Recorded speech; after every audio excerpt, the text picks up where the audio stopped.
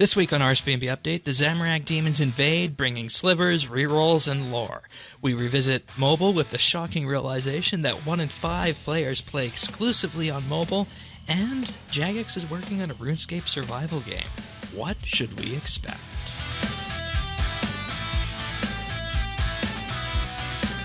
This is RSBANDB Update, episode 888, recorded Thursday, June 23rd, 2022.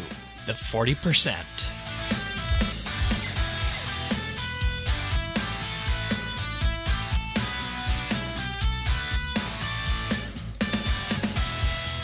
Hello, everybody, and welcome back to another episode of RSBANDB Update. This week has turned out to be a huge RuneScape news week.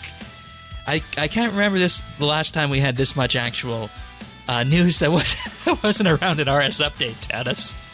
Man, so that's some feast or famine stuff right there, huh? I mean, we're eating good this week. Yeah, we're just gonna hit it because we gotta go through everything. And my brain got broken last night. I'm gonna be 100% honest with that. We'll save that for later on in the segment. But also joining us this week is Pernasius. Welcome. Thank you, and hello, listeners. Pernasius has been a regular contributor to the show. He's made videos about how to exploit various Slayer creatures like Dark Beasts and Aberrant Specters and whatnot for profit for their herbs and such. Giants is a great one. Yeah, that's another good one. So we're going to have a chat around the table here about the Zamarak demon invasion, which we were promised. Also, look forward at the next 4 months or so of RS updates. And some follow-up news on our mobile discussion from last week, and we finally know what Jagex's unannounced game is, and we'll go through what some of that means too, as we round out the news section of the show with other things as well. So we got a jam-packed one here for everybody this week. Thank you for joining us. If you want to follow along, we have full show notes at update.show. You can also join us in our friends chat in-game, which is BitsBytes, and we also have Discord at rsbnb.com/discord. All right. So this was alluded to in the quest, in the quest, Twilight of the Gods, that there was going to be demon attacks taking place throughout the entirety of the world at some point in the near future, and we got that now in-game this week. They're effectively demon flash mobs, I guess, that reward you, except they have a bit of a lore element behind them too, don't they? Yeah, and rather than having sort of all the different types, it's mainly just lesser demons and one big one. Yeah. Tanis, any introductory thoughts on this? I was just going to say that I like how they sprinkled in the lore drops, but that was really cool. I will be honest, I haven't been able to kill as many as I would have liked to. I mean, that's okay, because those rewards for me, the chances of me getting or doing Zamarak boss, not all that great anyway. But I would have still liked to have been able to hit the full, 80? Yeah. Altogether, if you had it. Yeah. And I've yet to be able to get all of them. It's 4 per day that you can get. Right. Is it 5 per day? It's either 4 or 5 per day. I don't remember which one. Oh, yeah, there's okay. A reroll and three other slivers. Slivers, yeah. Yeah. Mm-hmm. And they spawn every hour around the cities of either Ardoin, Berthorpe, Falador, Lumbridge, Varrock, or Yanil, and I'm wondering if I have a bit of a warped perspective on this, because I went in there and I was able to just get the 20 I needed completely done, mow them down very quickly. I'm wondering if that's I'm basically what I'm wondering is, will somebody who is not necessarily into mid to high range PVM be able to accomplish that with this update? How do you guys feel on that front? Well, I think easily. Yeah, I mean, I think the reason I'm not getting them is there's people like you, Shane, that it's over so fast that I don't get that many. Yeah. I mean, I've done my 80 on one run, 2 out of the 3 days. The second day I just missed because they all got wiped out. There was a very populated one I went to late yesterday, but you can go they were every 2 hours, and I believe you said that they've fixed that to every hour now. Yeah, they hot fixed it to be every hour, which is much better. And yeah, I mean, if you only get 2 in one, well, go the next time and get your other 2. I mean, and they're not hard. That's not a safe death. You can die. Oh, I learned that the hard way.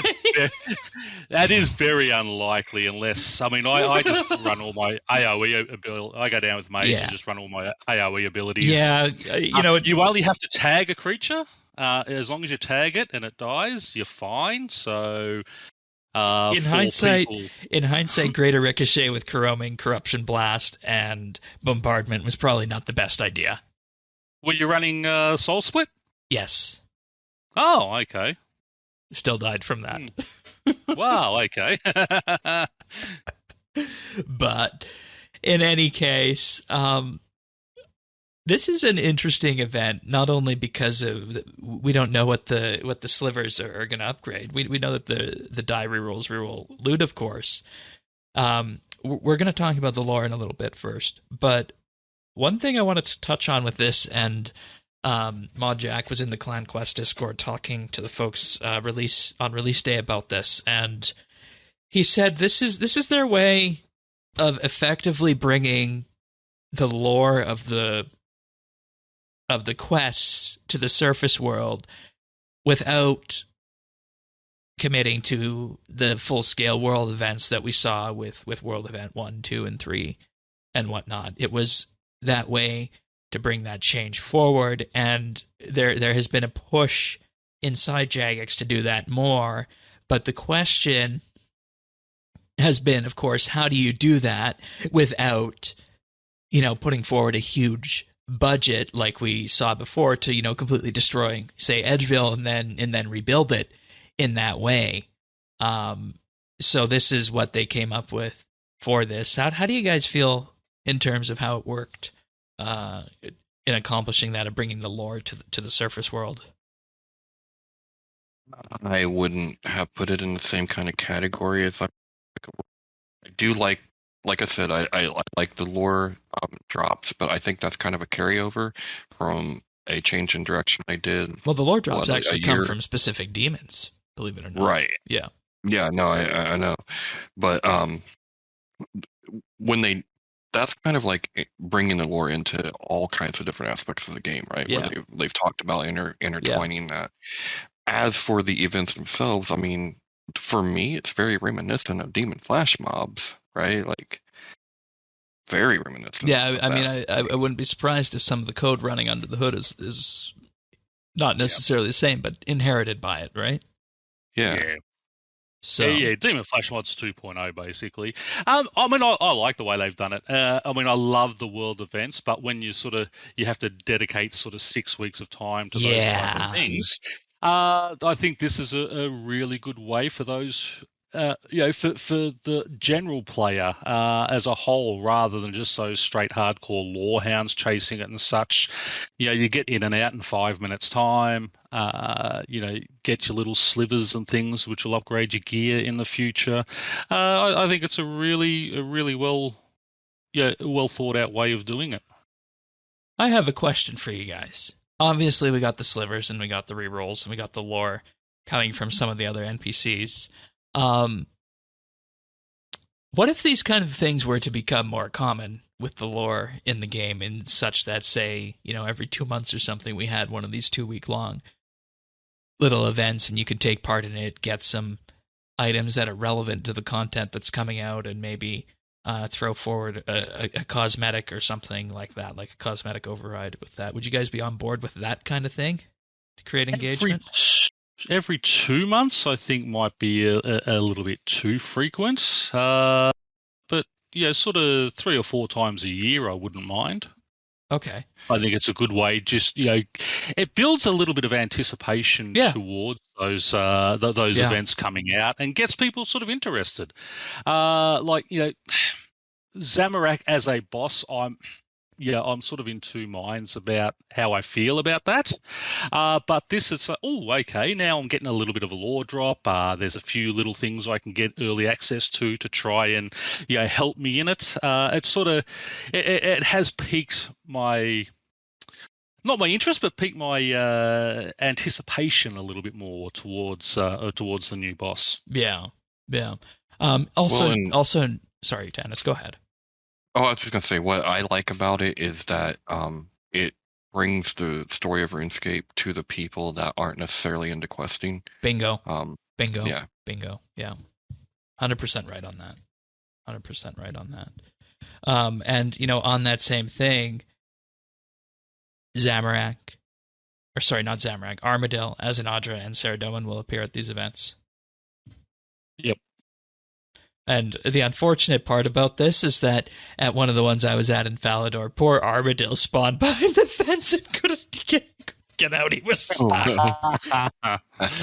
Yes, well, he's not known for his intelligence, is he? He's just apparently he's not known for flying either. He was just walking behind the fence trying to gain access to the fight. You got wings, dude. That's bad. So that was just a fun little thing with that. But this also, I guess, goes kind of in what they were alluding to at the end of Twilight of the Gods, how they kind of advertised that, hey, we got Elite Dungeon 4, the Zamarak boss fight coming out, and this is just another way to grease those wheels. So I think that accomplishes this. I do like that it's going to be at the end of an Elite Dungeon. Mm-hmm. Yeah, I do like that. And that the dungeon is going to be from 1 to 5 players, so you can do it solo if you want to design that way. Yeah, we'll get more into that after. I'm really curious, because there's going to have to be some kind of story device, since we don't have our powers anymore, right? By all rights. Mini quest.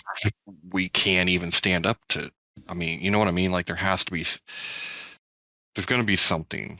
Well, I think what's going to wind up happening is that at the end of the boss fight, after you disable him, that's when you're going to cast the final ritual, because you are still World Guardian until you cast that ritual.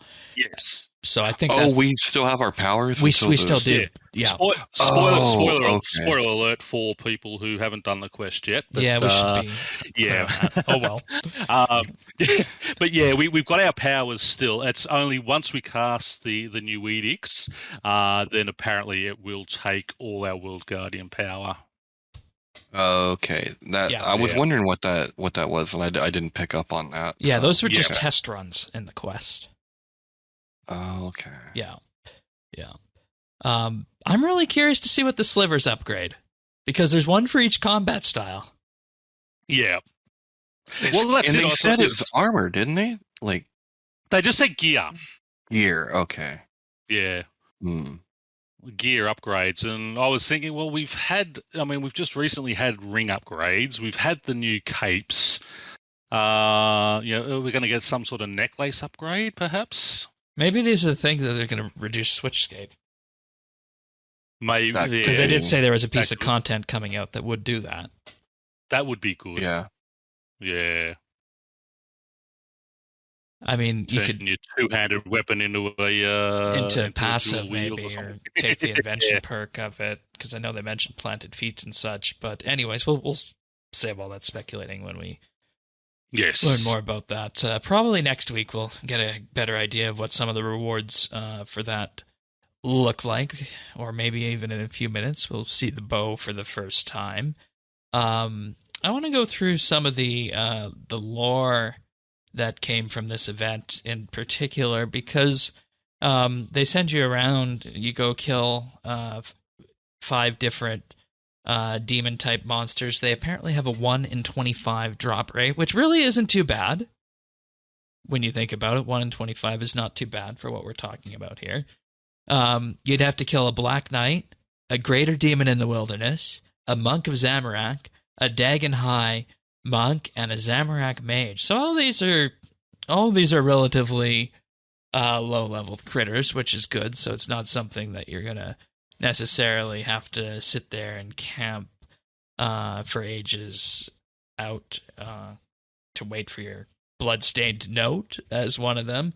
I'll just read this first one here. So this is from the bloodstained note that comes from the Black Knight, and it says, "It feels so strange to wear this armor, almost like a betrayal. For so long, I wore the white armor of Falador and wielded a sword in the name of Saradomin. Yet here I am, and I am not ashamed. Saradomin has come to this world, and what has he done with it? Are the sick healed? Are the fields ever verdant? Is death and suffering banished from this world? No, it's as if nothing has changed. Nothing. Well, Zamarak promises change. He promises rebellion, upheaval, and revolution. Progress instead of stagnation. Unlike Saradomin, he will fight beside us. We will stride out across the battlefield together, and we will remake this world into something new. We will tear down the old establishment, the nobility, and those born to unearned wealth. We will break society's chains, and we will start a new world together. A better world. That is why I wear this armor, and I am not ashamed. Well, that's I very guess Zamarakian, isn't it? I mean, I guess you have to justify being a traitor somehow, right? Yeah, seems to be mirroring a lot that's happening in the real world at the moment, too. It certainly does, doesn't it? And you know, we kind of picked up on this in iPad that Zamarak was going to be that foil. Klaus Schwab? So, I'm not going to go through the rest of the notes, but... yeah, go and collect them. Yeah. If you... but we'll talk about that. We'll talk about if there's any ramifications from the lore notes in the mini quest when Elite Dungeon 4 releases in 2 weeks' time, or I guess in a week's time from when you guys are hearing this. Yeah, about 10 days or so. Yeah, it's the 4th of July, so yeah, about a week and a bit still. Hey, July 4, isn't that? That's American Independence Day. Yeah, that's what I thought. Yeah, yeah. That's Zamarak comes out to rewrite the world on American Independence Day. I wonder if they planned that. The New World Order hits American Independence Day. July 4th for RuneScape become a significant day. So, in any case, 1 in 25, once again, from the Black Demon, the Black Knight, the Greater Demon in the Wilderness, a Monk, a Zamarak, a Dagon High Monk, or a Zamarak Mage. We'll give you 1 in 25. Just when you're going for those notes, if you are going out into the wilderness, take stuff that you can afford to lose, because there's going to be a lot of people out there camping those to you.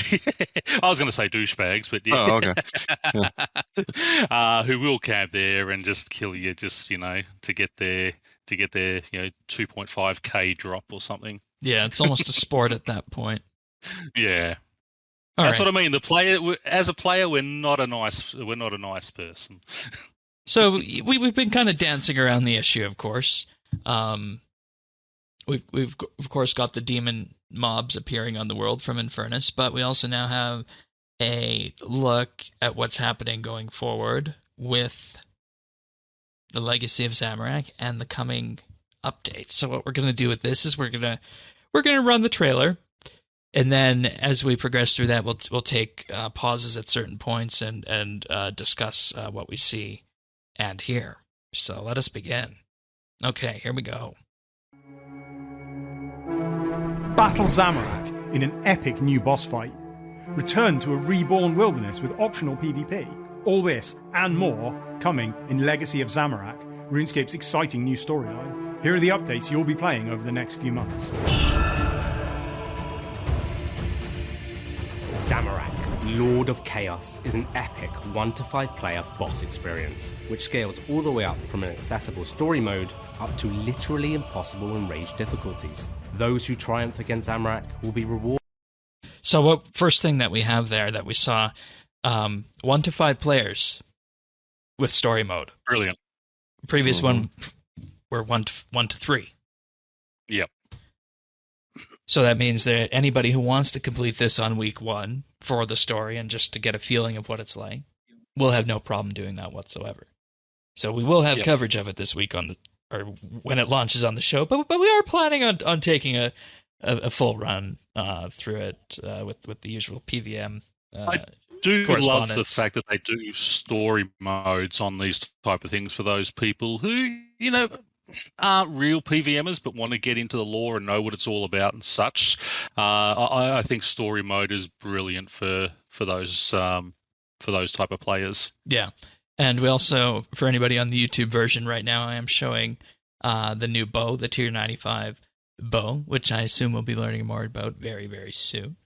All right, let's continue for a bit. Will be rewarded with some highly anticipated and incredibly powerful loot. With a free death week on launch, you won't want to miss it. So be it.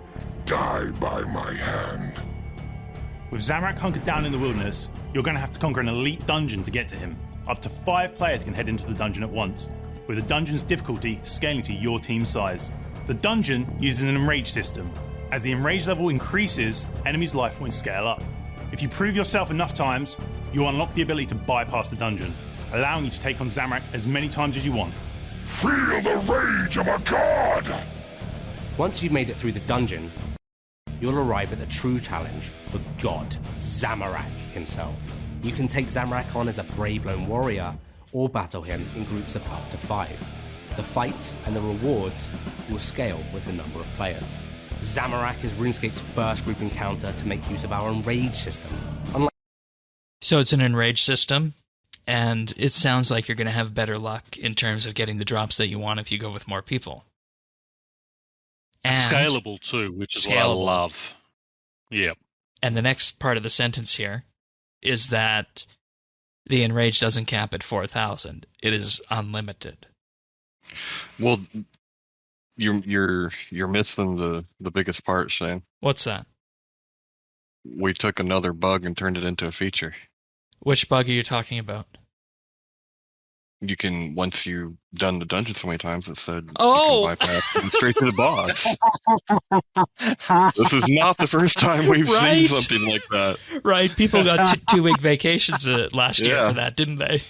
Yeah, they sure did. All right, let's continue on. Like his predecessors, Zamarak's enrage doesn't cap at 4,000. Instead, you'll be able to try nearly unlimited difficulties. For the first time ever, this will be tracked through our new Enrage high scores. The highest completed Enrage of unique players and groups will be locked, immortalizing their legacy forever. PVM high scores. Oh, they just handed the dick measurers a freaking yardstick. Holy hell. But that's, I mean, that's good for that, for Yeah. those. Yeah. For those David's people got his that. work cut out And for him.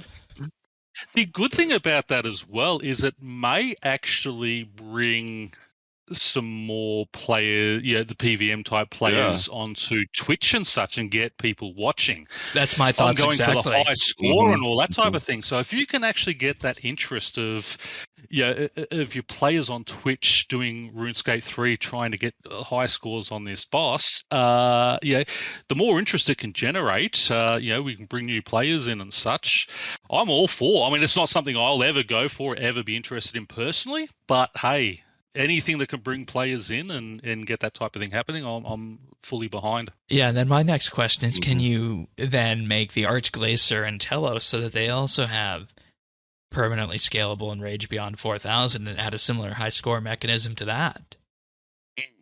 Yeah, That- retrofitted to all the old ones, yep. That would be my next question with that, because like you said, and I think we're all aware that RS3 definitely lacks some competitive nature around its Twitch streaming side, because of course Old School has leagues and such, but we don't have that. Yeah. And I mean, I kid, but this is the perfect fit for that. Oh yeah. It could have been something else. It could have been in the realm of Dimension of the Damned, but no. That didn't work out. I think for our community, in general, the RS community, this is the best fit.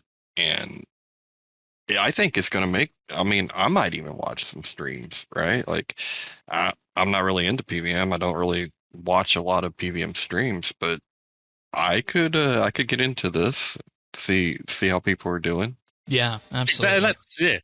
I'm not a big Twitch watcher myself, but yeah, if I know that sort of someone, RS guy is going for, try and knock off the top spot and all that, I'll sit down and chuck it on for an hour or so and see how they go. I really do think it will generate a lot of interest in the game, and as we said, that can never be a bad thing. Mm-hmm. Yeah, it's something that people have always wondered. What do you watch RuneScape for on Twitch, aside from seeing people push themselves in PVM? Well, here's an option now. Well, yeah, I mean, I can remember. Scores. Like I said, I'm not a big PVM guy, but one of the, this was early on. I remember watching solo Cowfight King kills, and Right. if you remember back when that released, like that was that was a big thing. what? That's not a Yeah. You to can't watch, solo that. Yeah, I was like, what? what? You doing? can't. Like that's not even possible. And I think this will bring that, that out again. Mm.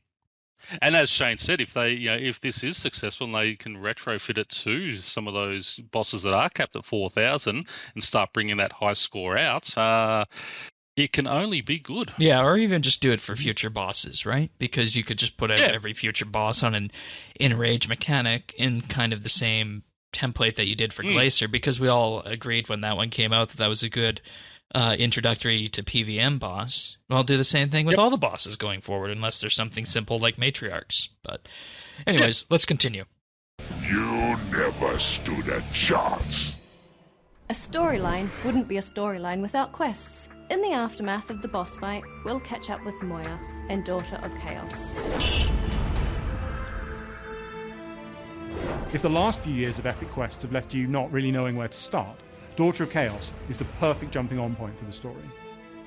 Daughter of Chaos focuses on Moya, one of Bilrock's lieutenants, who has been attacking humans near the border of Misthalin.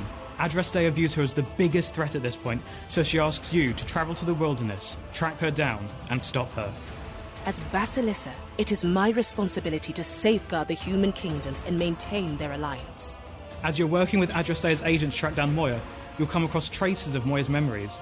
Through these traces, you'll be able to see flashbacks of recent events from Moya's perspective. There's some awesome gameplay segments where you get to play as Moya in a parallel story arc fighting in the Civil War. As Moya, you'll also get to have some cool interactions with other characters you wouldn't normally get to experience. The Daughter of Chaos quest is the beginning of a brand new period in Gillenor's history. What lies ahead is a brave new world whose fate is in the hands of mortals. So with that, is anybody else getting the sense that this is kind of a way to showcase the alternate side of what Moya saw in, say, Extinction and then Twilight of the Gods, and that her perspective as a Zamarakian is now getting further fleshed out with this for people who might have wanted that perspective to showcase more? Definitely. Yeah, the only thing I'm a little, maybe you can help me out here, Shane. She's still part of, she's demon connected, right? And she's going to be in the wilderness. Yeah. Yes. So it's still the humanity against the other. Yeah. I was really hoping to see some Game of Thrones. But it's not God stake level. Exactly. Yeah, and that's yeah, that's what I like. We're starting to move away from that huge, we're battling gods, planet eater type things. We're going back to just us versus, the bad guys, quote unquote. Like your vampires, your demons, your Marjara. We're battling other sentient creatures that aren't gods and just, that all-powerful beings. And this could even be maybe that would have been too much of a drop where right away. And so maybe this is the mid going down steps. Yeah. And who knows? A lot of alliances that get together after they win break down. Problems. They break down. Exactly. As I said, beginning of the Civil War, we're going to start seeing that type of thing happening, which I thought was and you have to remember, way. These people are also going to have seen their gods disappear and whatnot recently, so that's going to be a huge the godless rise plot point for that. And yeah, we'll have to see if the godless comes into any of that. And we also need to say that this is another clean break in the storyline, if that wasn't made clear in the video. So let's continue on. Remember that feeling of dread you used to get when venturing into the wilderness? We're all about bringing that back, but this time not from PvP. The Wilderness Reborn. For the Legacy of Zamarak storyline, we are modernising Wilderness graphics and gameplay by making PvP optional, as well as introducing a range of new PvM challenges. After looking at NPCs and content currently available, it became very clear that without PvP, there is no real danger. With that in mind, we will be looking to up the ante with a reworked Mandra Slayer Master and a... I just want to pull that apart for a minute.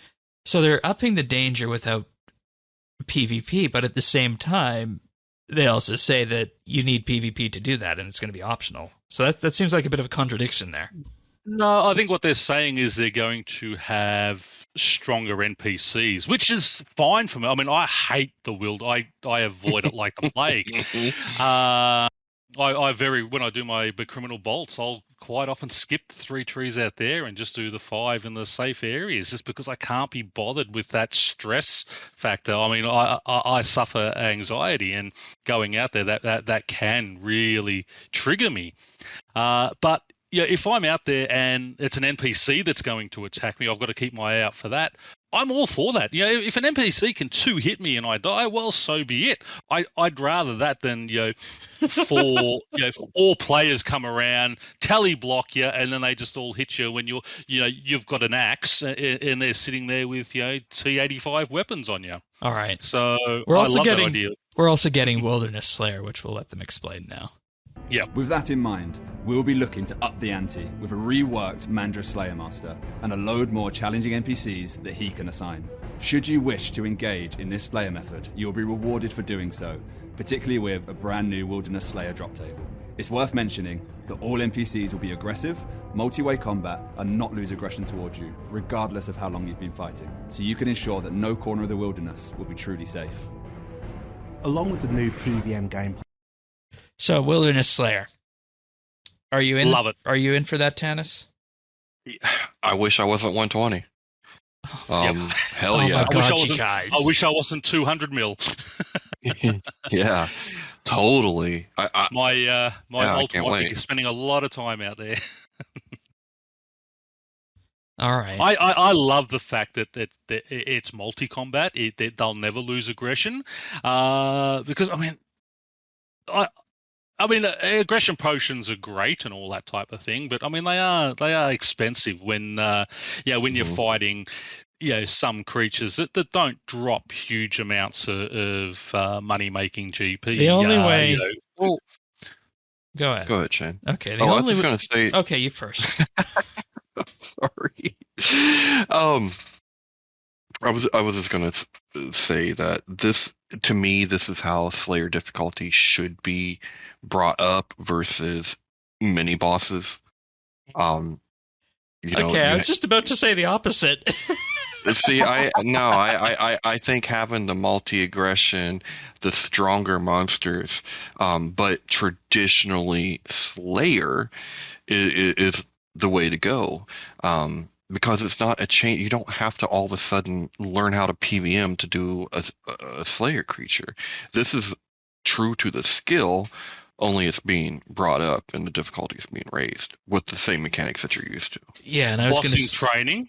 I was going to say that Yeah. I was going to say that this could be interesting to me.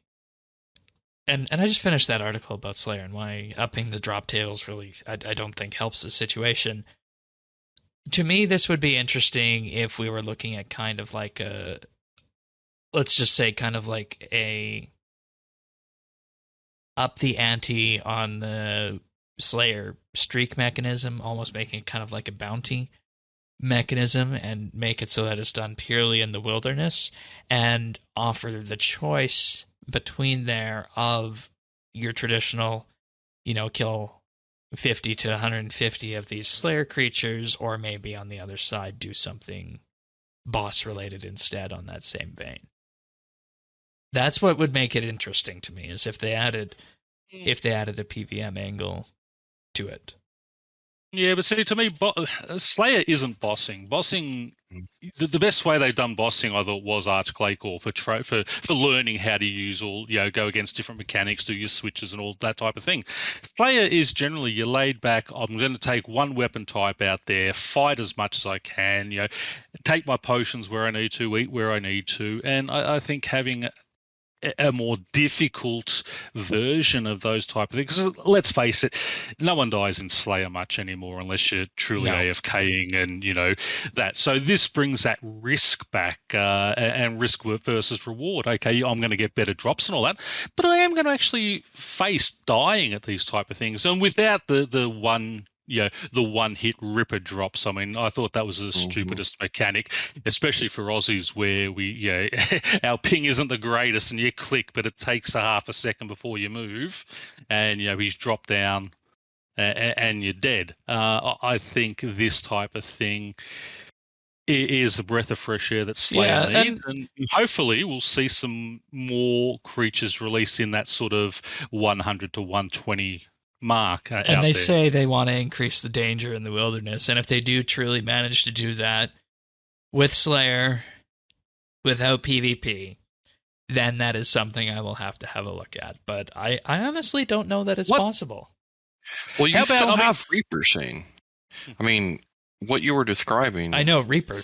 I know. I mean, but what about if they do something like where the wildy worm, rather than just in the one area, you're on a Slayer task, all of a sudden it can come out under you and just go bang, and you've got to contend with that along with your Slayer creatures. Randomness is never fun as a mechanic. No. Yeah, but I mean, you can watch because if you're watching, you'll see it moving in because the ground will be moving and such. I mean, that type of thing. Or there's other mobs that can sort of wander in, and you have to keep your eye out on those type of things. And I don't know. It's going to be really interesting. I just love the optional PvP because I can turn the thing off and never worry about it again. And the thing we also need to underscore with this greatly is that this has the potential to revitalize the wilderness, which is probably one of the areas that people frequent the least at this point. And it was always and it's such a large area of the map. If you look at the map, I mean, wilderness takes up 25% of the gameplay. The free world, and no one goes out there. So free world, All right. So and in terms of revitalization, that's next. Along with the new PVM gameplay changes, we're also improving the in-game visuals. This will not only set the scene for the legacy of Zamarak storyline, but will act as a foundation for future content. During the storyline, you'll find the Infernal Puzzle Box.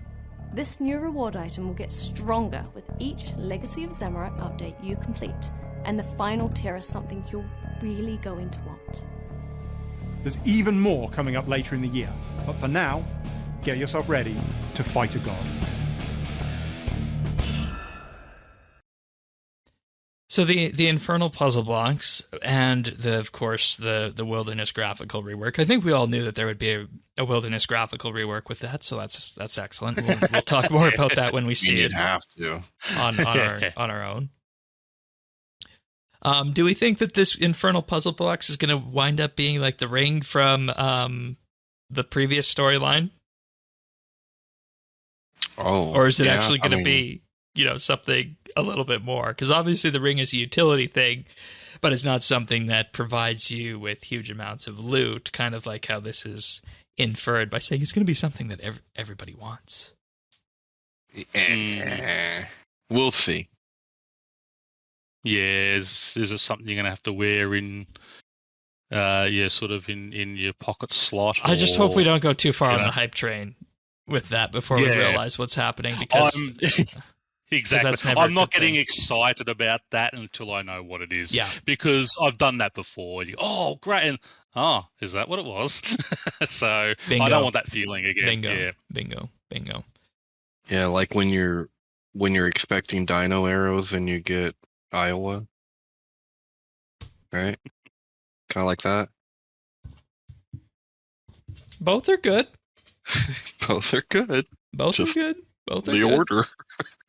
In any case, we're going to move on to the patch notes right now, but before we do that, I'm just going to thank our Patreon supporters for this week, including Andrew C., Arounds, Arvids L., Big Huge Rat, Bryflex, Christian S., Chunk the Monk, Diana, Dominic F., Drama Free, Durabax, Elomady, Flawsaman, Free Milk, Jade Gizmo, Jason S., Jeebus, Jesse W., Ling01, Lucky Ducky, Mohan V., Nate the Great, Nick G, OTR Gamer, Patty the Architect, Pernasius, Renhawk, Ricky A, Samuel FL, Skiotan, Scott DS, Seth W, Stubeve, Tabby, The Naked Captain, Tom V, Zant, and Zazakon. Thank you, everybody, for making what we do here possible, as I say each and every week. It wouldn't be possible without you guys. I want to give a shout out to the best name on there, Big Huge Rat. That is a great name. Sorry, I just had to call that one out. Okay. There you go, Big Huge Rat. You have a fan. And I like the name. Everybody here has access to our monthly bits, which is our monthly bonus show. Voting just concluded for the most recent one.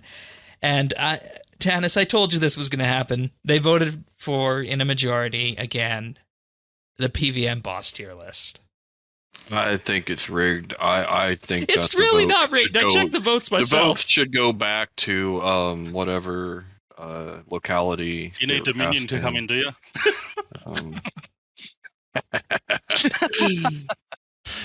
But I just want to say that Paxi, David, and myself will be getting together, putting this list together, and it'll just be like the Dailyscape tier list. Except I imagine this one might be a little bit more nuanced than the Dailyscape one, because we have so many things to consider with this. 3 hours. At least you got the 2 best people to help you out with on that. Yeah, that's true.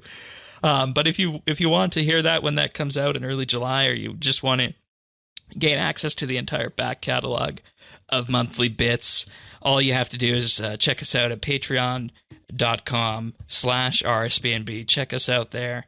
You gain, like I said, you get the entire back catalog for as little as $1 a month. If you want to go a little bit further, for $3 a month, you'll get a special VIP rank on Discord and access to the chat channel. And you also get a mention on the podcast at the start of the month, in addition to high-quality stereo versions of the show.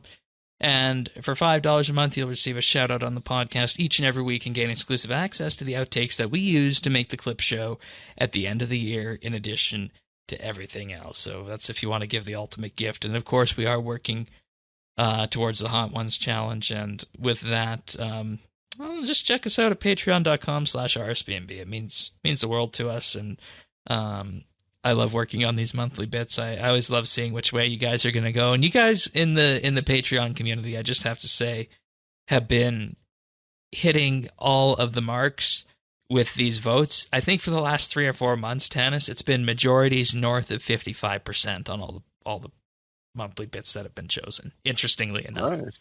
So nice. And, all kidding aside, this is a topic that people want to know about. Right? They want to hear what Paxi and David and you, Shane, have to say about that. Yeah. And that's it. And Shane brings in that sort of casual PVM sort of view, where the other two are that high end, really in depth, and that's good, because you get sort of all 3 views that way. So yeah. Anyways, patreon.com/RSBNB. Thanks so much, everybody. And as I mentioned, onwards to Patchnotes we go. And this is actually Ninja Strike week, believe it or not. And we start off in the Sophonim Slayer dungeon, of all places. In that the Vital Spark... Patchnotes. I said, these are...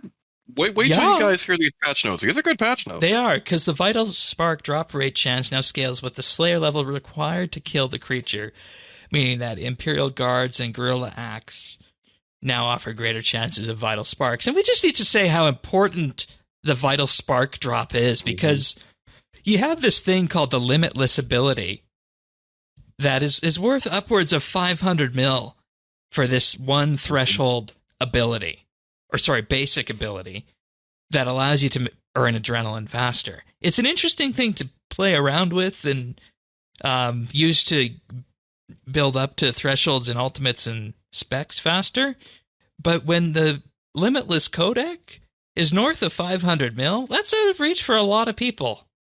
Or it was. Now it looks like we're down to 380 mil for this.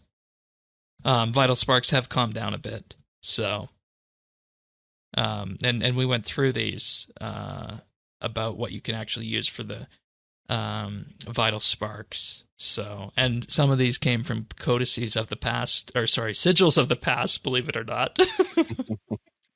Here's what you can make with 2,000 vital sparks, or 380 mil right now. You ready for this? All right. You can make the Golden Touch ability. All drops under your loot beam will be high alked for 300 mil.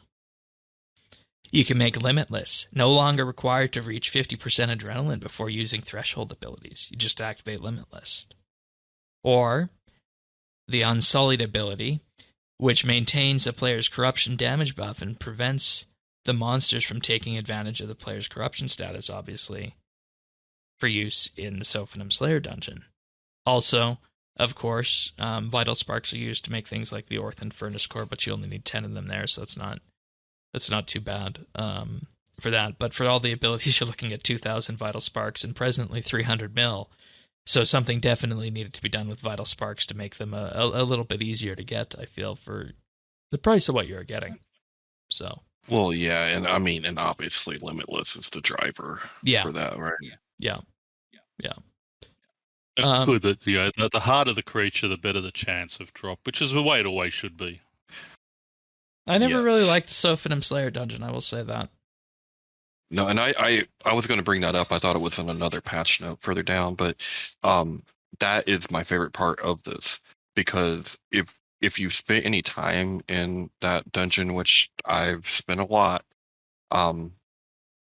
it doesn't make any sense that as you scale up, the drop is the same. Yeah, and that's actually the next patch note. As you venture deeper into the dungeon and fight tougher creatures for increased chances of scoring Vital Sparks. Yeah. So because that's it. That's the one area I still occasionally see PVM bots, and it's always at the lowest level ones, because in the Scorpions up top, and in the I think it's the Salvers or whatever they're called in the lower dungeon for the corrupted creatures. Yeah. Corrupted Scorpions' odds of dropping salvage have also been reduced slightly. So, of course, the big story with that one is the Vital Sparks. Yep. Yeah. They also redid how loot works in Shadow Reef Elite Dungeon 3, in that it's now split into 3 different zones. So Zone 1 is from the start until you jump down the cliff after the first boss. The drop table is now bare bones and has been greatly reduced from the current live drop table. That's combat, cause a lot of drama. combat XP has been reduced by a large margin. Just wait. Zone 2, which is from the end of Zone 1 until you jump down after Boss 2, remains exactly the same. And Zone 3 has improved loot compared to the current live loot table. And what I've actually heard from our contingent of PVMers in Clan Quest is that they like these changes. Oh, good. I love these changes. Yeah. Because so many people just run that sort of first section and then reset and are making a fortune. So this makes it that you have to run the whole dungeon properly to get the proper loot from it. So yeah. I think that's a good change. And they also kind of two minds of okay, that, well, though, I want to like, get this last patch note in before you issue your comment. Okay. All 3 bosses have had their common loot tables buffed to compensate for the reductions in drops from Zone 1. And that was one of the big complaints, is that commons in places like the Elite Dungeons and Raksha have really fallen off the table. And that's what this fixes. And I think this partially with that push to do the entire dungeon is why people were liking these changes, at least from what I heard. See, I agree in a respect that I think that's how Elite Dungeon is intended, right? Like, as it gets harder, you should get more loot. The only drawback I see, though, is the PVMers, they're going to cruise through it with no problem, but the people that were going through that first zone, maybe they weren't quite so good at the PVM, and it was a way for them to kind of make some change too. Well, you have to remember the big thing that everybody wants from Elite Dungeon 3 is the crossbow pieces, which only comes from the ambassador at the end.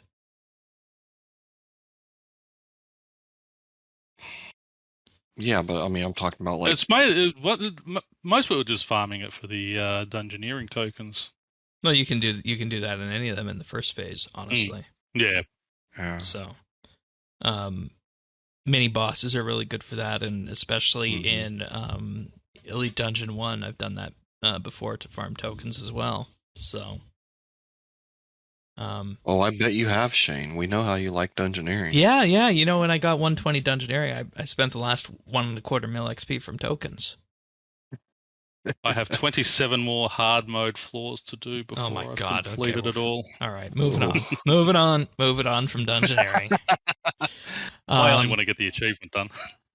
The Friends Chat player limit has been increased from 100 to 500, and this change didn't take effect until the OSR update on Monday. OSRS that update happened in Wednesday, RS3 as well, didn't it? Yeah, it did. Yeah. Just that they always got me confused where it said that. So I said, OSRS update, is that meaning it's only OSRS or is it us too? So yeah. It's because they share Friends servers. Ah. And the Friends Chat system is based on that server system. Fair enough. Yeah. The FC versus FC arenas are still locked to 100 versus 100 in Stealing Creation, which makes sense because you really wouldn't want more than 100 people on each side in Stealing Creation.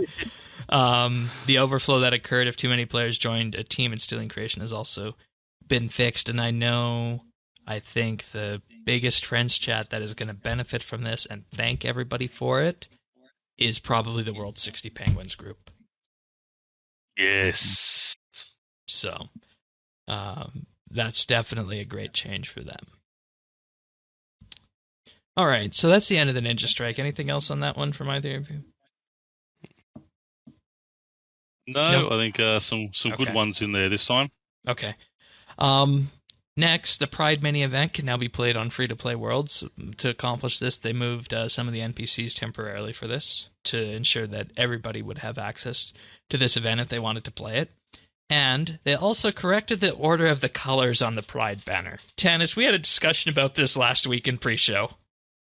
Yeah, I mean, it was all... We didn't want to jump up and down on this in case there was any community backlash that would grow from this. But effectively what would happen if somebody wielded the Pride banner before this week, the flag would be upside down.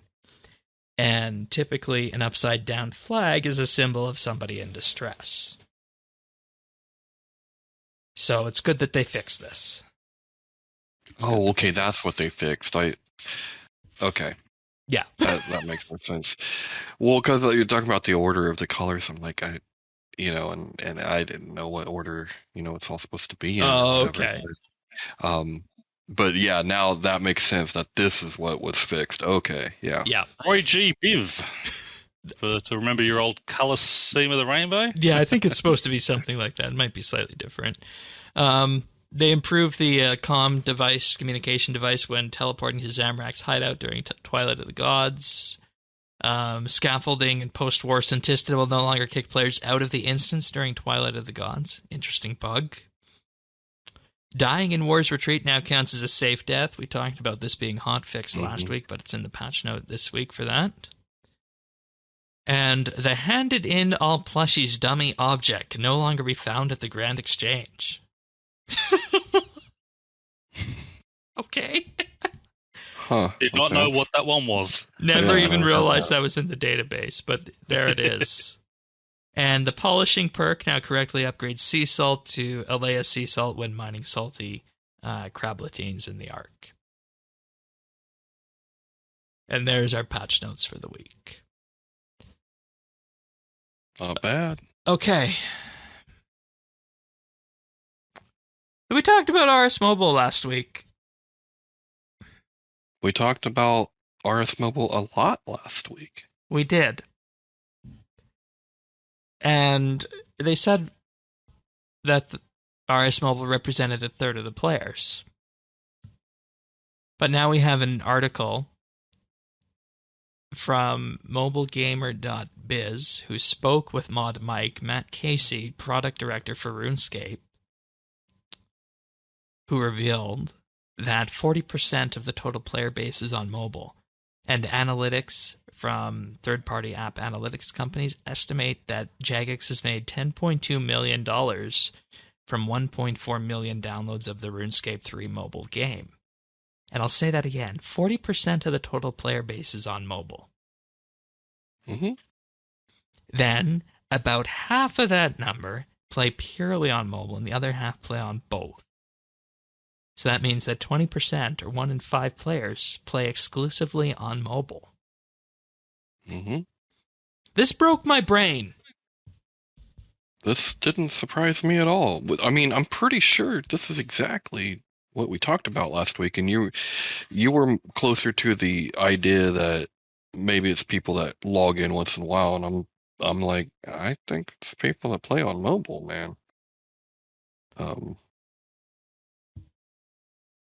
Yeah, it like makes sense. I'm trying to remember when I was last like rendered speechless. Yeah, I've had a couple of friends from years ago, who I might see once or twice a month.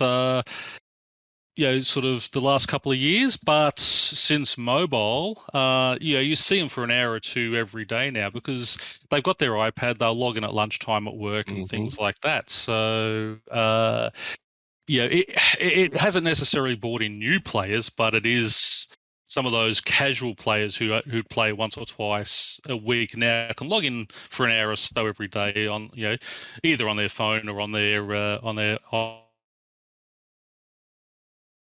Oh, we lost you there for a second. iPad at work. So, this past Saturday, I'm just going to round it up. 23,000 was the average number of people on RS3. That means 4,500, 4,600 of them were on mobile exclusively. Yeah. It just doesn't. It's not that surprising to me. I mean, honestly, when you think about it, the people that like Pronasis is talking about, they probably wouldn't be here if it was only on desktop. And that's what Sirion said when he was looking at this, and he took a very keen interest in this story. He said, what this means is that if mobile had not come out, perhaps 20% of the player base wouldn't exist right now. Yep. And I think that's, completely possible. Mobile has really helped me, once I, was able to start working and stuff. Mobile was my go-to, and it still is. I just, for my play style, mobile is totally fine, and I think, obviously I'm not alone now. We have the proof. Yeah, and the 1/5 number again was very shocking to Sirion, very shocking to myself. Because if you go into the article, it says, in terms of a new audience and players that hadn't played the game before, Jagex says they found it harder to hold on to these players because it's an unfamiliar experience. And what was a bit of a surprise to us was the volume of new players we did see initially. And this is the second big question mark, because this leads us to infer that Jagex was surprised that they saw an influx of new players when mobile came out. But I don't know if I really agree with that inference, because. But that's what they said. They were surprised to see new players. But they were top 10. That they were actually listed. If you went into the Apple App Store, they were actually, they were a recommended game on there. So that doesn't surprise me at all, because a lot of people will try it. The thing they've got to look at now, they've got the information on those people. They've got email addresses and such. Now they've got to work out a way on how to bring them back. Hey, you tried it out. You didn't quite like it initially, but we've made these changes. We've got these new things. Come back and try it again. Here's 24 hours of free membership or 7 days of free. Just do something to bring those players back and get them trying again and try and retain them. Well, and even if it isn't that, Pronacius, they have, you bring up a good point, they do have that data now, and they can use that for any of the games that they're going to be trying to publish in the future. And bingo. Yeah. That's entirely it. That's what this is all about. We'll get to why that makes sense after. But they literally said what was a bit of a surprise was the volume of new players we did see initially. Which goes counter. That goes counter to what we were believing. Remember all the discussion that was happening in the first couple weeks about how they couldn't get it into those emerging markets in the Middle East and Asia to bring those new players in. But are they surprised it brought in new players, or are they surprised it brought in that many that fast? Like, I feel like there's ambiguity around the volume just of new players surprise. we did see. And that's it. And it shocks me that they're surprised at that, because that's the whole idea of releasing it and having it in that sort of top 10 area. You're expecting a huge influx. And as I said, and this is what Sirion also honed in on, is that it matches what the player graph showed. A small bump on release week and thereafter, but after a couple months, everything leveled back to where it was before. And it's because of that people like myself and Sirion and a few others who are looking into this felt like, okay, maybe mobile was just an extra client for the existing players, and it didn't do its job of bringing in new players. Because you remember that discussion we had, Tanis, back in September of 2020, where it was about finding those new markets for RuneScape. Because that's what we were being told. And right, and then this is the point where we get to that this is a very traditional news piece, which will make sense when we talk about our next story. So I'm just going to continue on with this, and Sirion's inference is that what we're perhaps looking at now is that Jagex built up mobile over the course of several years as maybe a player retention tool, and they built it because maybe they wanted to prevent those players from bleeding out, and it would allow them to keep the existing player base engaged for longer. And he said, if you simplify things based on the numbers, perhaps, like you said, Tanis, maybe those 20% of players would have just disappeared. Well, and I don't think these things are exclusive. You know what I mean? Who's to say their goal wasn't that, but they knew that even if that goal didn't come out, it would be this retention tool, right? We need to do this no matter what. If we get extra players, that would be great. We're really hoping for that. Yeah. No matter what, worst case scenario, this will help us keep the player base we have. Yeah.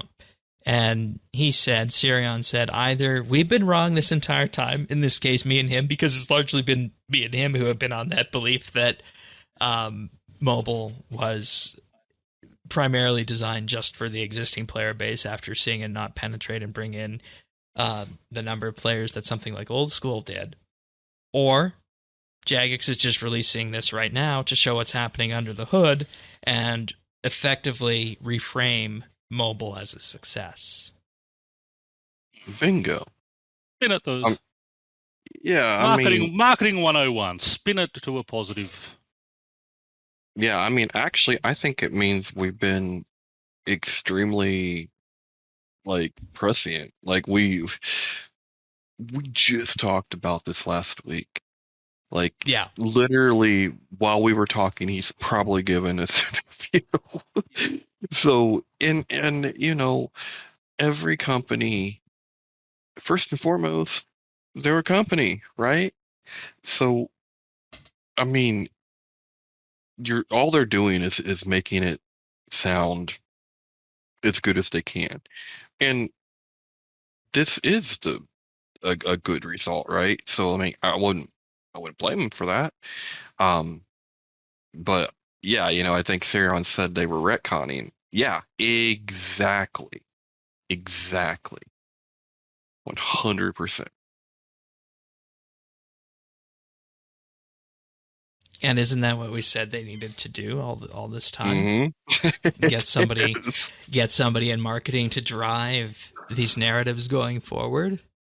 Yeah, and I mean, in this case, they did a wonderful job of it, at least in the gaming media. Yeah. I will say that. Yeah. No, I mean, but this is decent, right? Because it's not false. It's a good kind of spin. It's something we've been talking about, and I really do think that this was kind of like the backup plan, plan B. Yeah. Like, if plan A doesn't work, then we can always, at least retain people.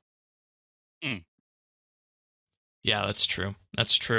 And I've been saying they need to get ahead of this for the community aspect to in effect, make sure the community doesn't get led astray.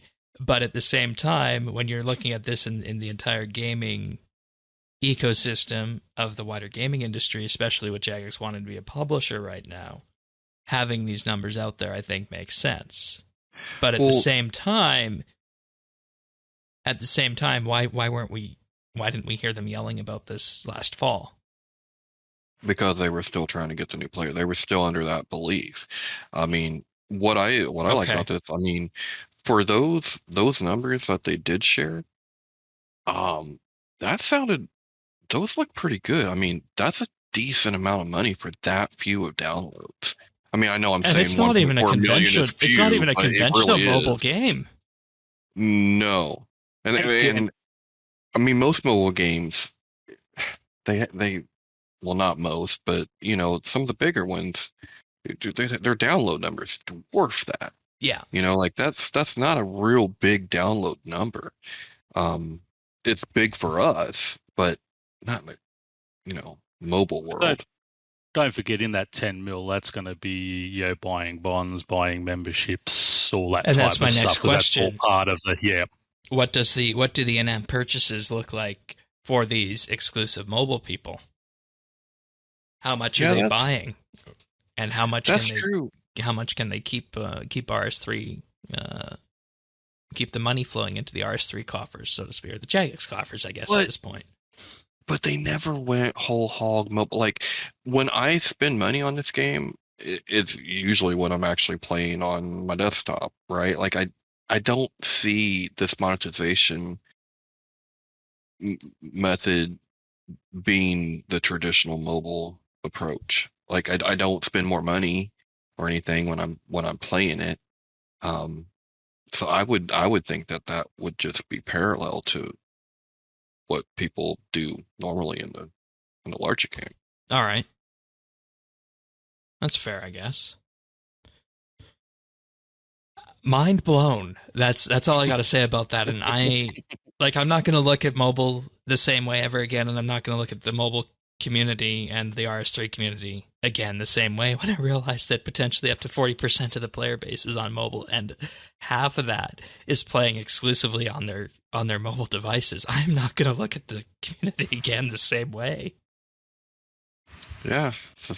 Well, we're not a majority yet. I was going to say we're a silent majority. We're not quite, but we're working on it. All right. Anything else on that? Like, I feel like I was the only one who was sufficiently mind blown with this. Yeah, the exclusive players was probably higher than I was expecting, but everything else is pretty much on par with what I would have thought. All right. Yeah. Okie dokie. Well, let's talk about the future then. We know what unannounced or undisclosed game is now. Kind of.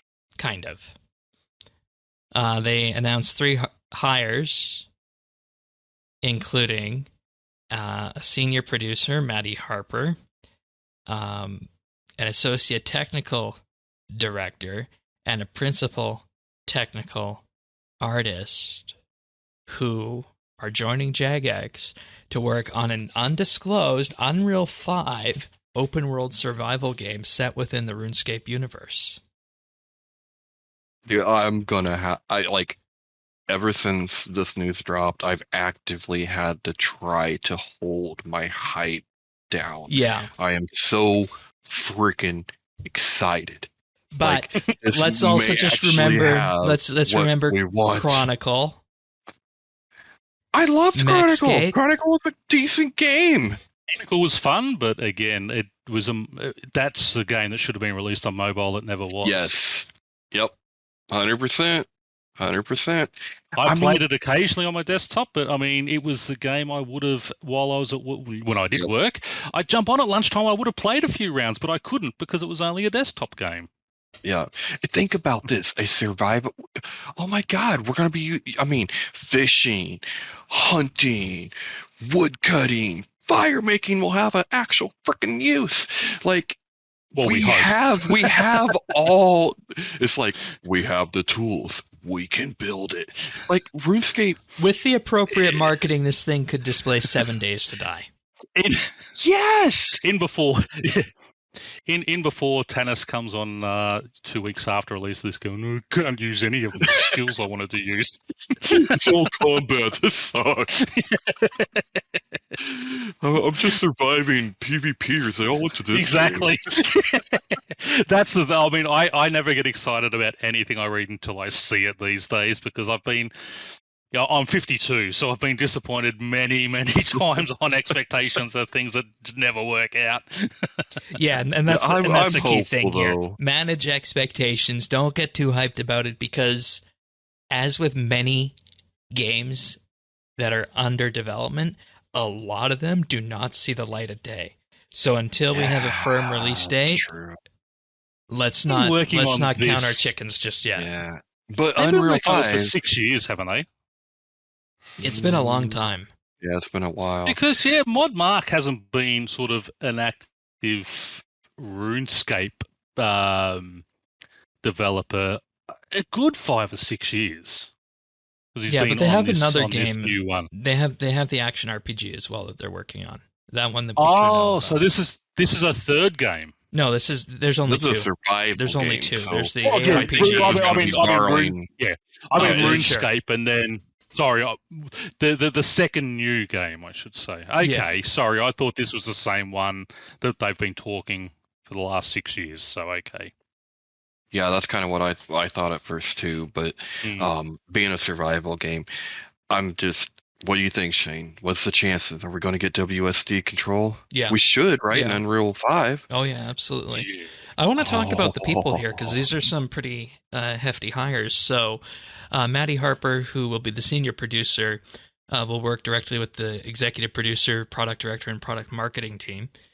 And from planning to balancing team resources, she will ensure product vision and quality goals are met.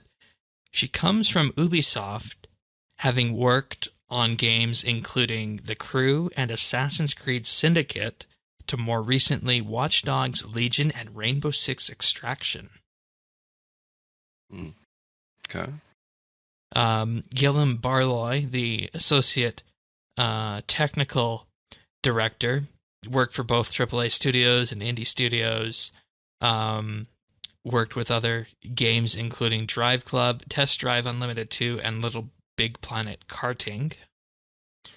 And then Gary Arduino, the principal technical artist, is also from Ubisoft, who has worked on franchises such as Ghost Recon and Assassin's Creed, and has gained experiences developing tools and pipelines for graphic production. So these again are some pretty heavy hitters, proving that Jagex, the company who is at this point pretty much known just for RuneScape, is able to attract these people. Yeah, I mean, it's cool. I wonder, though, like, none of those games that I can think of are survival games. So this would be new for even the new hires, wouldn't it? Yeah. But you can, of course, still, apply all those together. And because there's, of course, going to be probably, I'd imagine, first, third-person shooter type kind of things that you're going to need to do in this game that you can pull over from all these other ones as well. So I think they'll be able to mesh and integrate nicely. And the question that I think everybody's going to be asking for is, well, when do we hear more about this? When do we see a preview? And you have to say, with Jagex putting out this press release actually mentioning that it is an Unreal 5 open-world survival game based on the RS universe, you'd have to mention that this is probably the start of where they want to start building that hype. Yeah, there has to be something there, right? Yeah. I have to hold myself down, man, because if I get RuneScape with WASD, I don't care if I have to survive. I will survive. And the question I have, just to kind of bring this back to the ground, are survival games still popular in this era? Not as much as I used to be, but I mean, but this could be different. This could be like, remember when I used to say New World? It reminds me of what RuneScape would be if it was in that kind of an engine. Sure. Well, just add a few survival elements to it. You know, some. Wasn't New World some heavily Earth- PvP based? Yes and no. I never Okay. did any of that. Okay. But you know, I mean, add a thirst, add hunger. You know, being RuneScape, maybe they even add like a cold or something. Like you know, Right. you got to build fire. I And, mean, and who it's kind knows? of, But and when you think about survival, you also have it. Like I initially think 7 Days to Die, right? But remember when last year's big survival game, Valheim. Yeah, see, and I think this is more like that, right? Like, dude, we could get. I mean, okay, we don't get a And for what construction it's worth, Valheim was very RS-like in how it had skills. Yes, but think about it. We could be building our shacks. We could be. I mean, who shops to sell knows? stuff. You imagine, Yeah. you're a fisherman, so you open a little fishmonger's store, or you're a woodcutter, you open your own timber mill, that type of thing. I'm hoping for something like that. But as I said, we'll wish in one hand, spit in the other, and see what fills up first. Yeah, but the idea that I would be able to like, juke and jive and get out of the way when I want to. Yep. That's a pretty big deal to me. You guys think we're getting an announcement this year?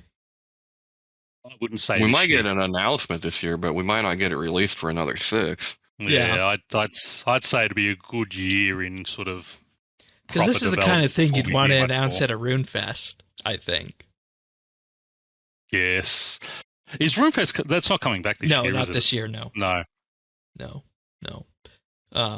But I don't know. I'm going to be cautiously optimistic on this, and I'll say the exact same thing for everybody else listening to this. Just guard your hype with this, because it is still an unnamed in-development game that could be canceled. That is the unfortunate case for many games in development that don't see the light of day. It is. Yeah. The one thing I do like that it is going to take place in the RuneScape universe. So I think they've learned from previous experience. Keep your IP. I mean, you've got that intellectual property in RuneScape. Develop games around it, because it has I don't like to say cult following, but it does have that sort of that cult-like following where people love the game, love the universe, understand it, know the lore, so use it. So I think they're hitting the nail on the head here, and let's hope they drive the nail in properly. Indeed. Yeah, and you usually don't try to hire heavy hitters that heavy if you are not If you're not real gonna be damn doing it, serious yeah. about this. Exactly. Yeah. I mean, these people aren't going to be cheap coming along with the experience that they have and where they've worked before. All right. Sounds good. We just have a couple other quick notes before we start wrapping up here. We have 2 dev diaries this week for the art team, so we're not going to go through too much into all of these because of where we're at time-wise here on the show, but there's a bit of an interview that goes into exactly what the art team does, everything from concept, environment, character, so on and so forth down the list. We do know now that Modstead, who used to be associate art director, has taken over and is now full-fledged art director, who also, I guess we could just say, is in charge of the general vision of what RuneScape looks like. So he's been at Jagex for 15 years. Yeah, well, let's see what he does with the Wilderness. Yeah, that'll be a good one.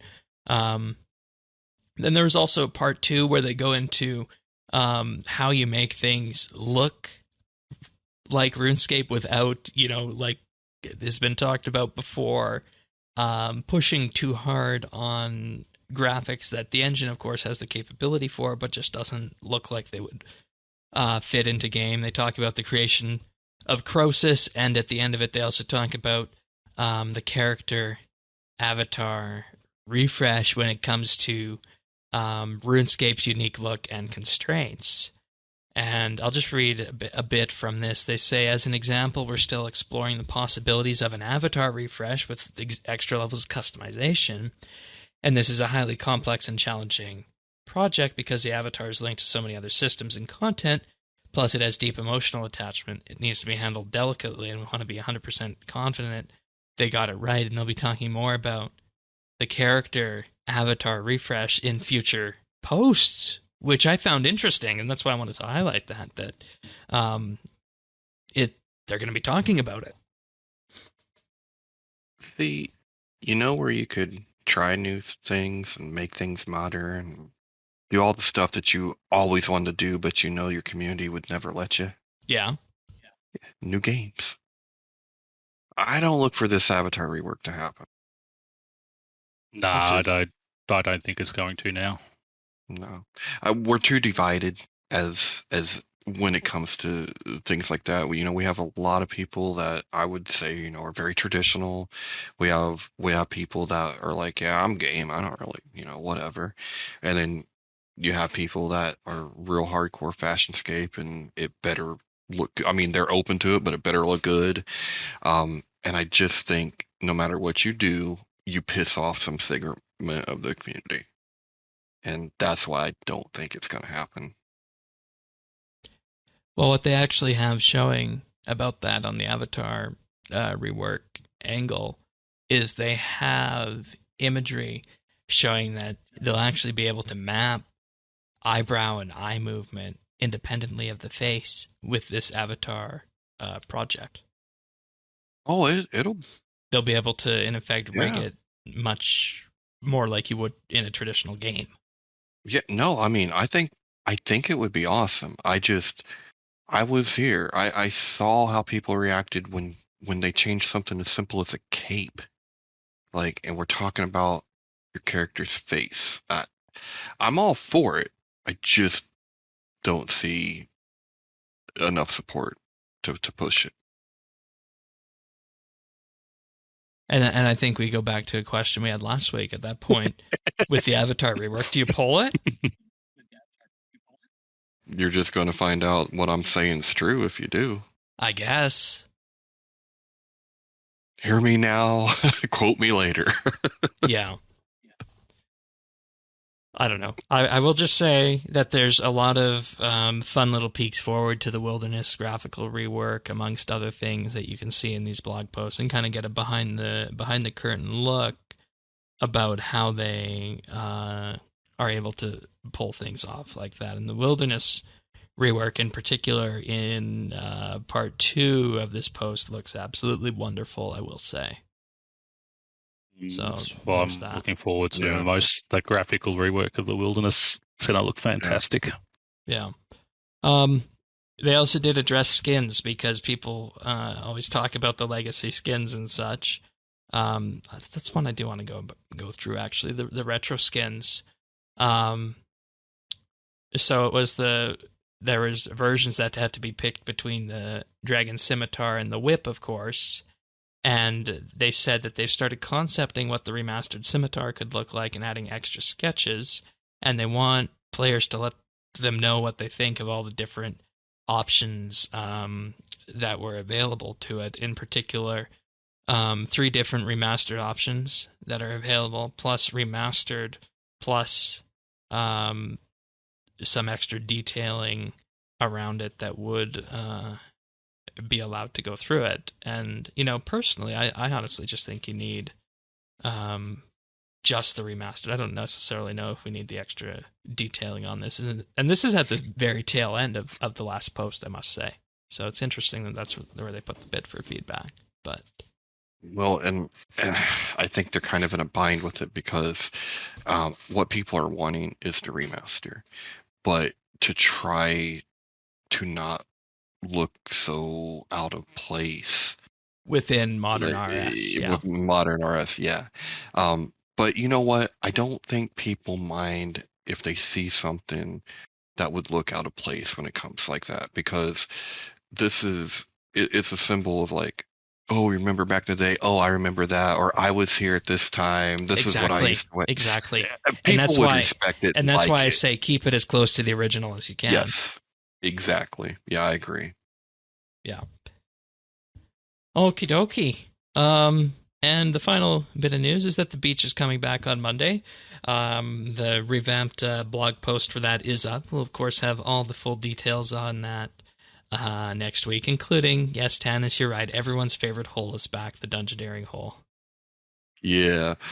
Beach better give me my XP. I just hope that I mean, I've got Master of All, so it doesn't bother me, but I do hope that sort of the higher end players who basically just chasing pets in a lot of skills, that the skills they have there allow the pet chance and not just the fishing hole now.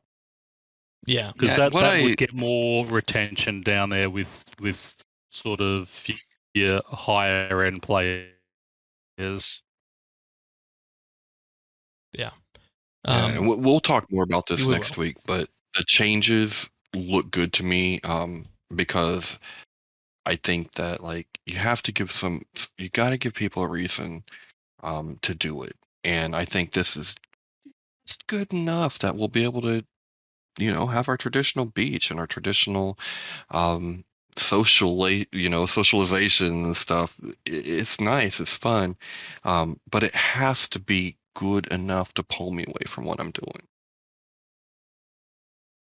Yeah, that's fair. I can see that. And I mean, anybody who is at the beach actively, you're going to get all the cosmetics and such that you want within the first week or so. So it's just a question of maintaining and keeping that engagement. But as we said, more on that next week once we actually get our hands on it.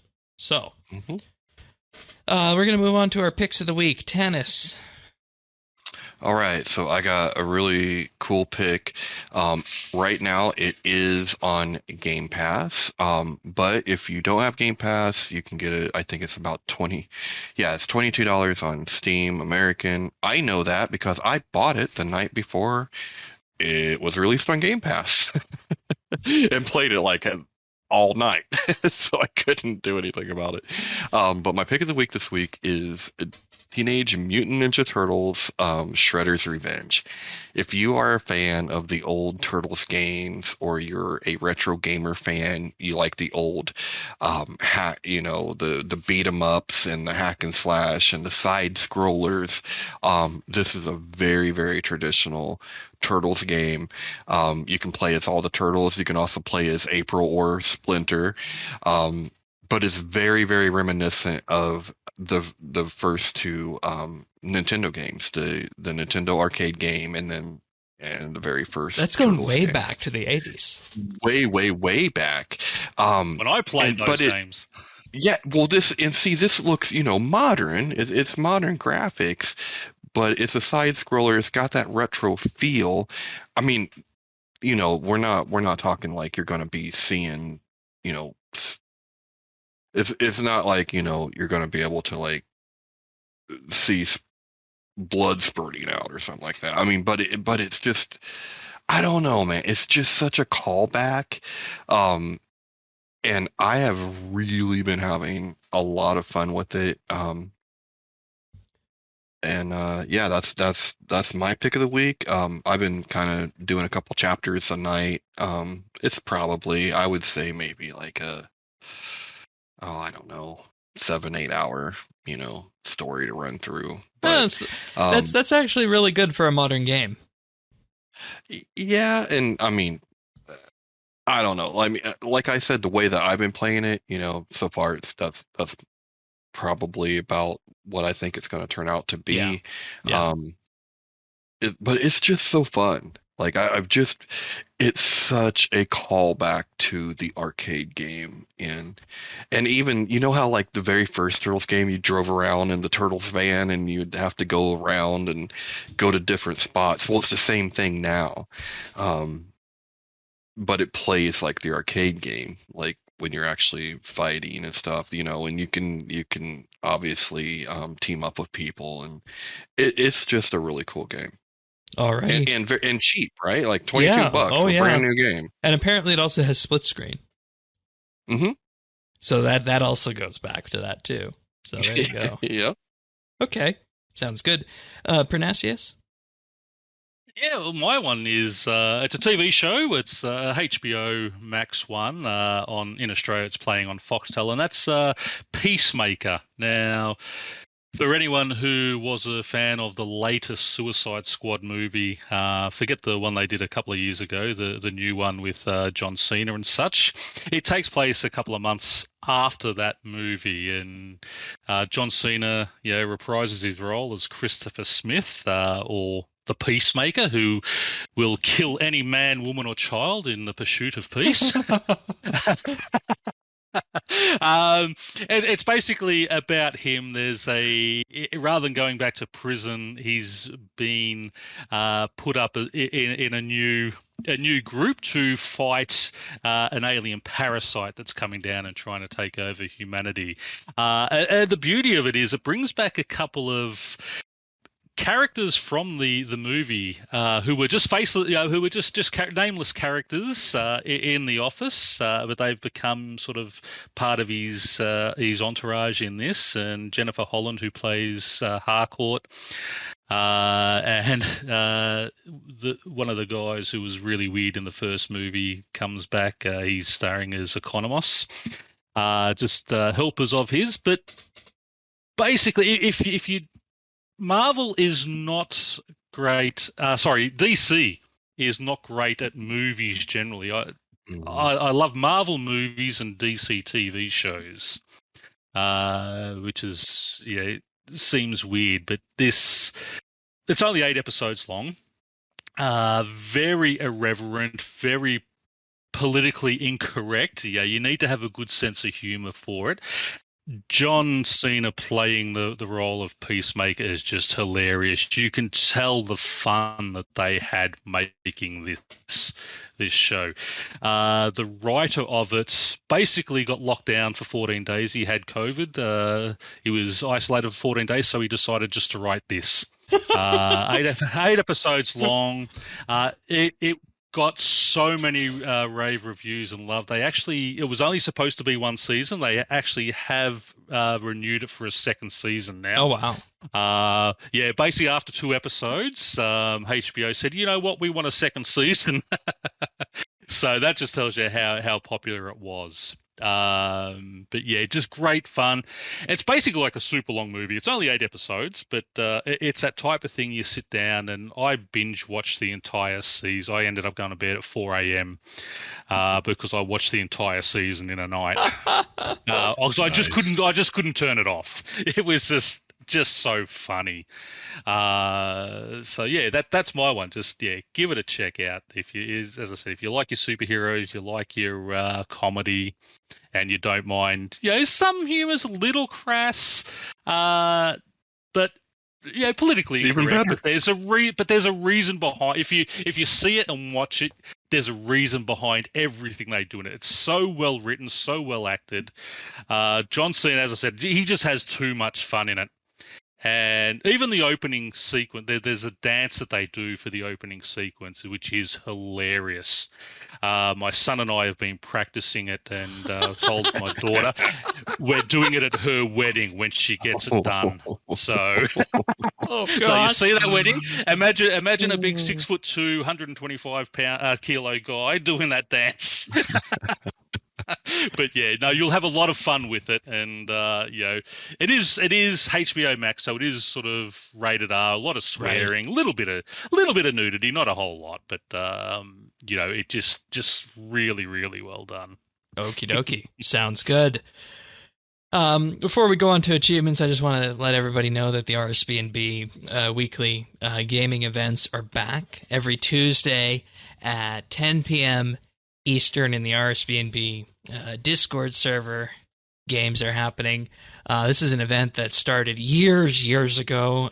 Kind of went on pause back in 2015. We just brought it back a couple weeks ago. And the way this works for anybody who hasn't been to one is that we run polls. We run polls to determine what the upcoming game is going to be for the next week. We've been doing Half-Life 2 Deathmatch for the past couple of weeks, but there's now a poll up in the RSBANDB Discord if you want to attend one of these. The choices for the coming week are Half-Life 2 Deathmatch, Team Fortress 2, Halo Master Chief Collection, Rocket League, Jackbox, Golf with Your Friends, or Trouble in Terrorist Town. Trouble in Terrorist Town is a source-based game, kind of like Among Us. But if you want to join, all you got to do is just pop in Tuesday, 10 p.m.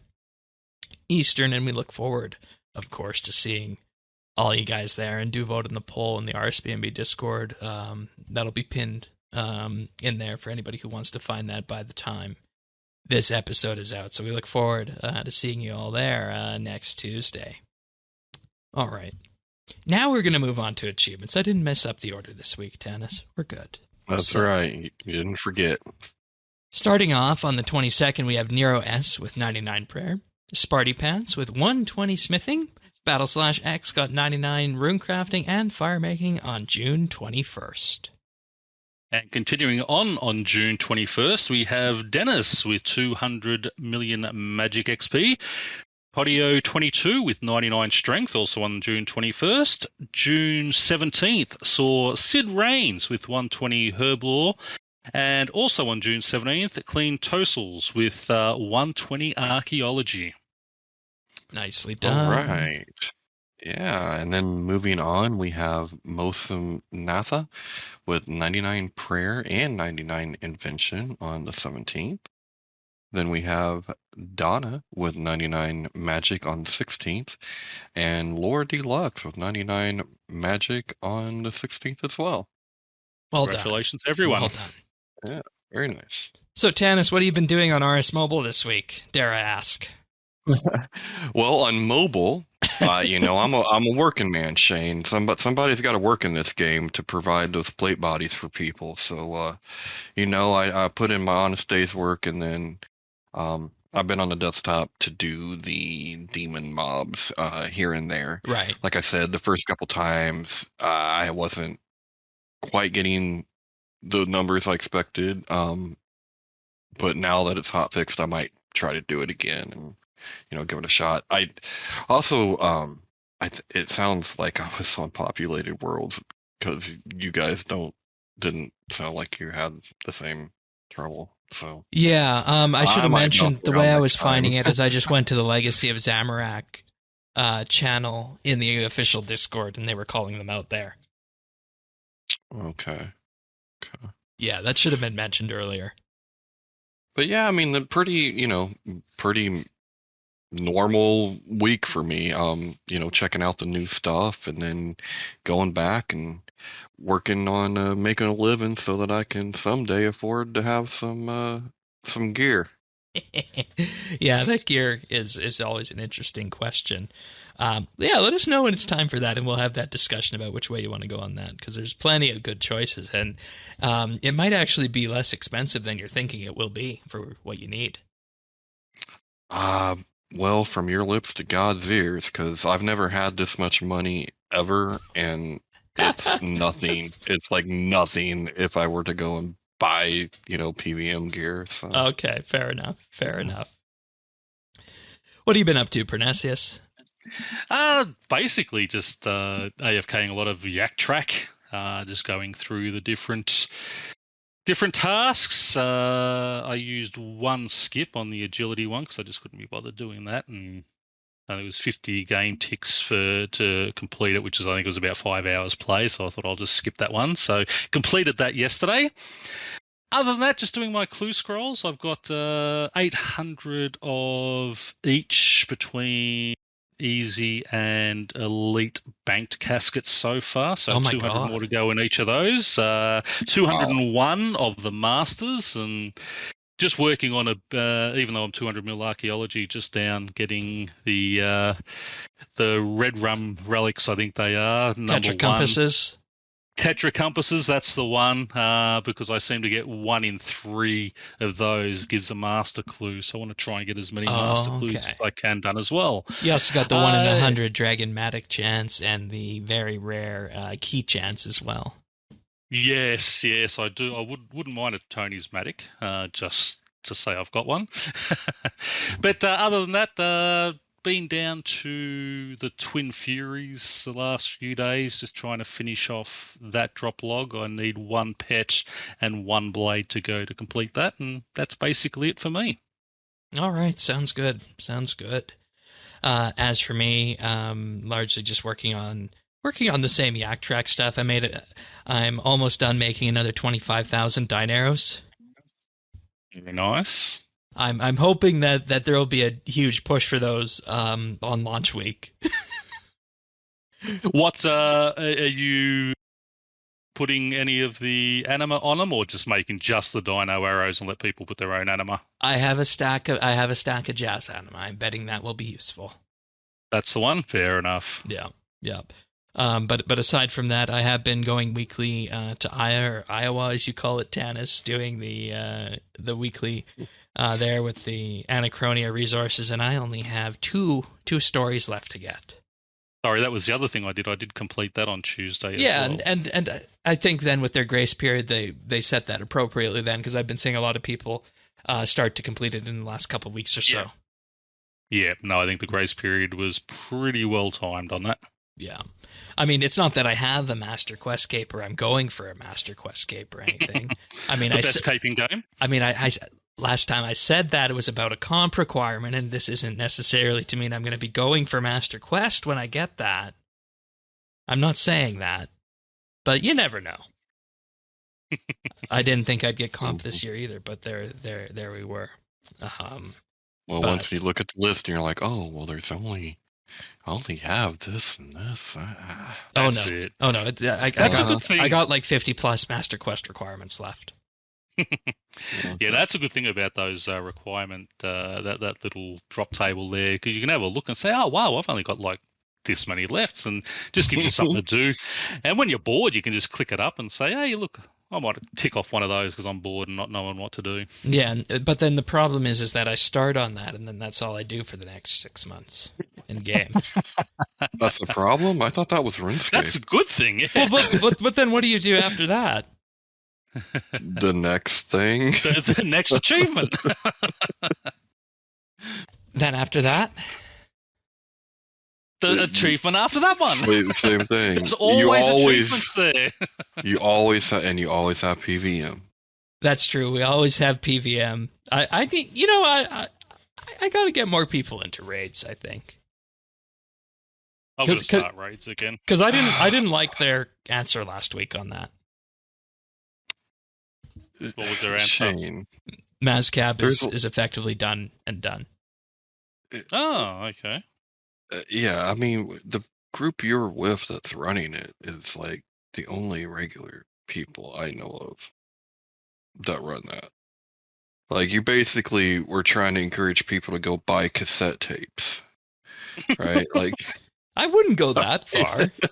No, it's more like CDs these days. Yeah, it might be DVDs. You're playing CDs now. Right, yeah. CDs. You're right. But, I mean, it's good money. I made, like, 60 mil from it in the last 2 weeks in terms of the commons and the codex I got. Right, but you haven't even popped the money machine yet. Telos? Mm-hmm. You probably make more than that in 2 weeks. I could probably make more than that in an hour if I wanted to. Probably. I don't know. I just, Telos never really spoke to me. Same thing with Raksha. Huh. Those ones really just never resonated with me. A bit of a preview there to the boss tier list. Yep. Yep. Alrighty, well, I think that's it for this episode of RSBANDB Update. There's really not much else to say. If you do want to subscribe to the podcast, get it delivered automatically to you. That's the best way to do it, so you'll have it as soon as it is launched. Just head on over to update.show/subscribe. We're on Apple Podcasts, Spotify, Google, Amazon, Pocket Casts, anywhere you get podcasts, really. You can find us. Just search for RSBANDB Update or even RuneScape, and we'll show up. We're also on YouTube at youtube.com/RSBANDB, which is where we post the video versions of the show and, of course, the nibbles, amongst other things. And if you find those useful, you just like the show, please do give us a like and subscribe there.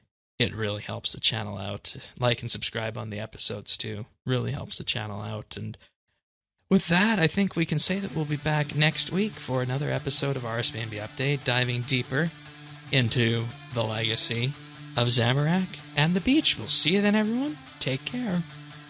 See ya. Happy Skyping.